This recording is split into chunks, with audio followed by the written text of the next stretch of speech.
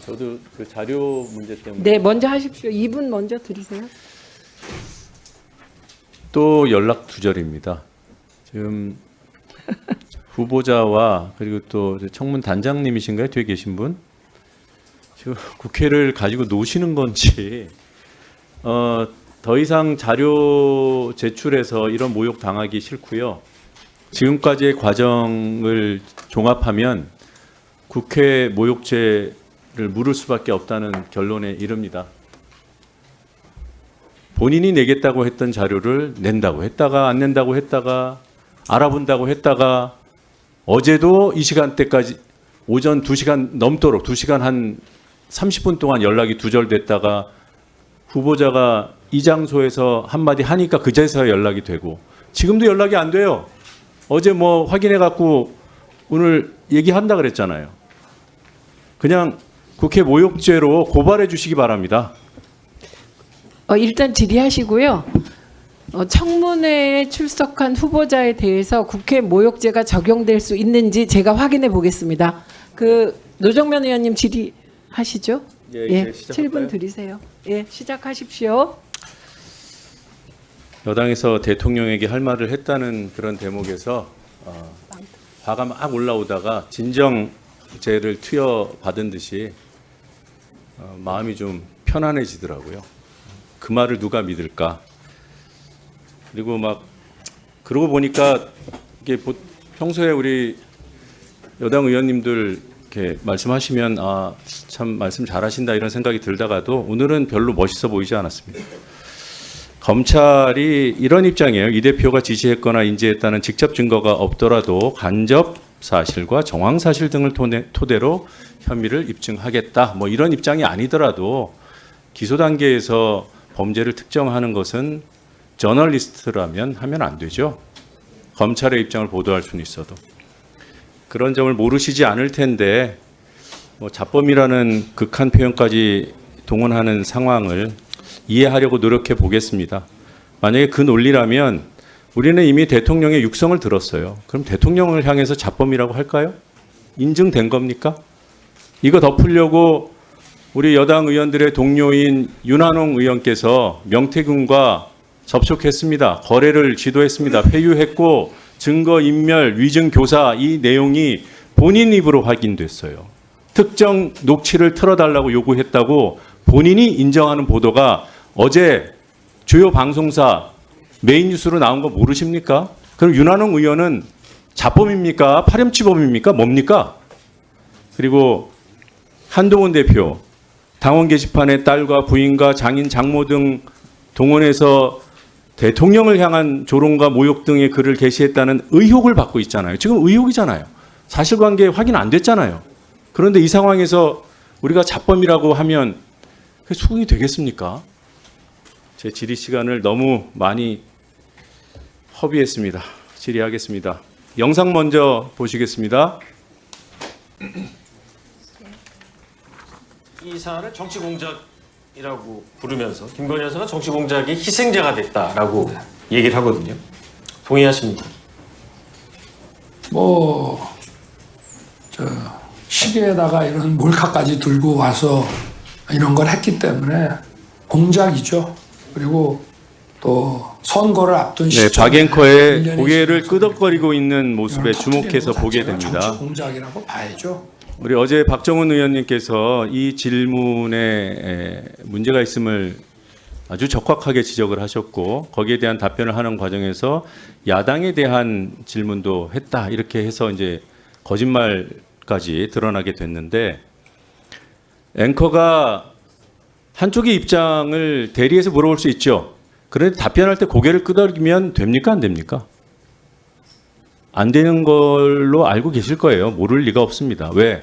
공감의 표현이기 때문에 어떤 일방의 입장을 들을 때는 고개를 끄덕이면 안 된다는 것을 박장범 후보도 알고 저도 알고 우리 박정훈 의원님도 다 아십니다. 자, 백보양보해서 그랬다고 칩시다. 그 다음 질문에서 균형을 잡을 수 있나? 근데 본인이 그러셨잖아요. 안 했다고. 야당 입장을 안 물었다고. 자, 이런 상황을 종합해서 지금 생각은 어떠십니까?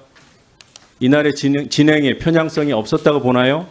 이 질문과 답변 이 과정으로 특정해서 여쭤볼게요. 간단하게 답해 주세요. 문제가 없었습니까? 제가 고개를 끄덕인 거는 통상 대담을 할 때 종합해서 말씀해 주세요. 수긍해서 고개를 끄덕인 건 아닙니다. 위원님들 말씀하실 때 야당 습관적으로- 입장 질문 안 한 건 잘하신 건가요? 그 부분은 아쉽게 생각합니다. 아쉽습니까? 네, 제가 착각을 했을 정도로 전 했다고 생각했는데 해야 할 걸 안 했으니 편향된 대담이었네요. 이 부분과 관련해서는 대통령이 사과를 할지 안 할지가 그 당시에 초미의 관심사였습니다. 그래서 상당히 해야 많은 할 부분 질문을 안 했다고 시인하면서도 편향 여부에 대해서는 판단을 안 한다. 이건가요? 네, 됐습니다. 넘어가겠습니다. 다음 영상 보겠습니다.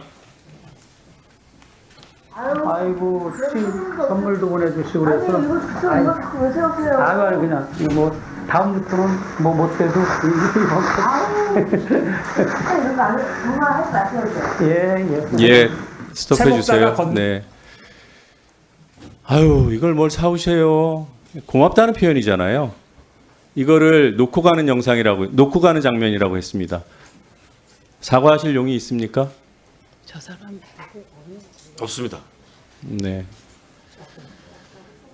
어느 그래야 통과된다고 보시겠죠. 네. 이게 누가 봐도 받는 장면인데 놓고 갔다고 일방적으로 놓고 갔다고 표현을 해놓고 그것도 시인을 못합니까?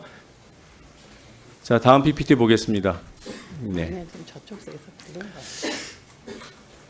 후보자는 보도 비평, 매체 비평의 중요성에 대해서 공감하시나요?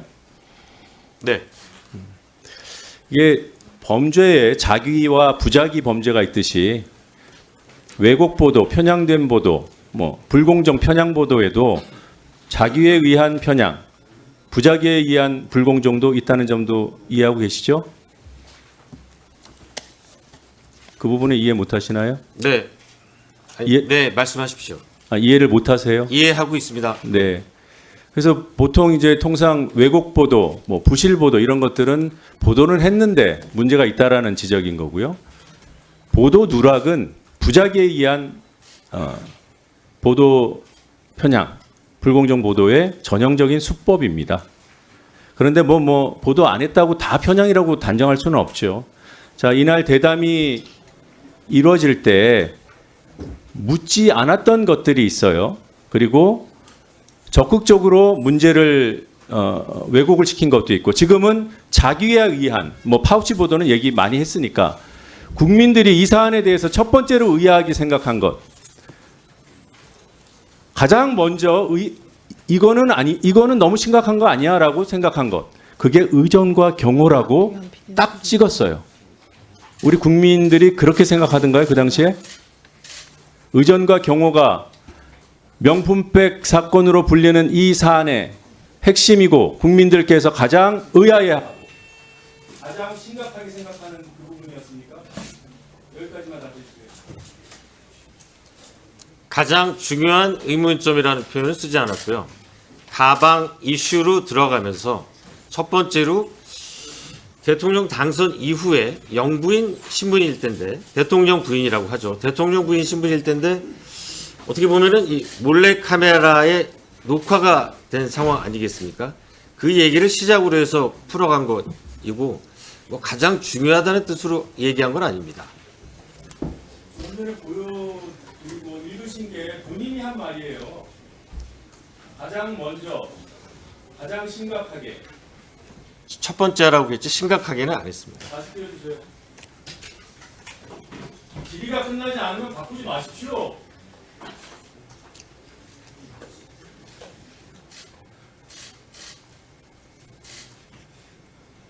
첫 번째 의아한 점, 심각한 거 아니냐는 생각을 가장 먼저 안 하셨어요? 이런 말은?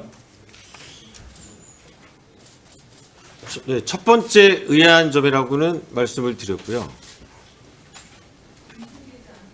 가장 먼저도 안 하셨어요? 가장 먼저 했다고 말씀드렸습니다. 됐습니다. 저 어떻게 됐습니까? 자료.